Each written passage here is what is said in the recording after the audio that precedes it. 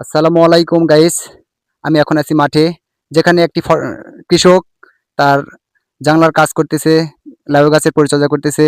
তো আপনাদের কাছে জানাতে আসছি লাউ গাছ কি করে পরিচর্যা করতে হয় এবং কি দিয়ে লাউ গাছ পরিচর্যা করতেছে, এবং ফলন কেমন, লাভ কেমন এবং এখানে পরিশ্রম কেমন, সবকিছু আপনাদের জানাবো বিশ্লেষণ করে, এবং কৃষকের সঙ্গে কথা বলে একবার বাস্তব অভিজ্ঞতা আপনাদের জানাবো। আসেন কৃষকের সঙ্গে কথা বলি। আসসালামু আলাইকুম। ওয়ালাইকুম আসসালাম। তো ভালো আছেন নাকি? হ্যাঁ, ভালো আছি আল্লাহর তো রহমতে। দেখতেছি তো ফসল ফলাইছেন, খুব ভালো হয়েছে। তো আল্লাহর এখানে কি রহমত। ফসল ফলাইছেন? এখানে ছাইচি লাউ আছে, বিলাতি আছে, মরিচ আছে, বেগুন আছে, শসা আছে, কুল্লা আছে। আচ্ছা, তাহলে একসাথে অনেকগুলো ফসলই ফলাইছেন। হ্যাঁ, একবারে সাথী ফসল হিসেবে। হ্যাঁ। আচ্ছা। তো জাংলা দিতে আপনার কেমন কি খরচ আসছে? জাংলা দিতে মোটামুটি ওই সর্বমোট ১২,০০০ টাকার মতো পড়েছে। আচ্ছা।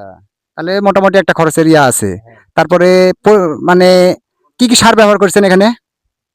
এখানে পটাশ, ডিএপি আর ইউরিয়া দেওয়া হয়নি। ইউরিয়া আচ্ছা, দেওয়া হবে না। এবার দেওয়া হবে না। আচ্ছা, ঠিক আছে। আর ম্যাল সার দেওয়া হয়। আচ্ছা, ম্যান সার। হ্যাঁ, ম্যাল তো সার। এখানে লাগাচ্ছেন কতদিন আগে? ১ মাস। ১ মাস আগে। ফলন কতদিন পরে দিবে?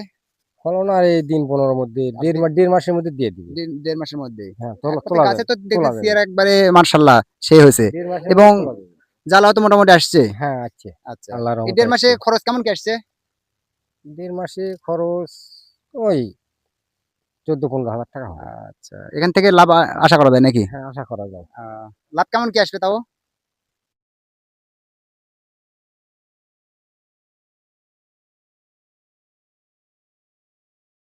ইয়া এই লাউ গাছের আবাদ করছেন?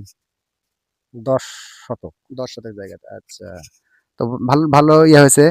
তো এখানে দেখতেছি এত সুন্দর পরিবেশ। দেখাও পরিবেশটা দেখাও যে একটি ঘাস পর্যন্ত নাই।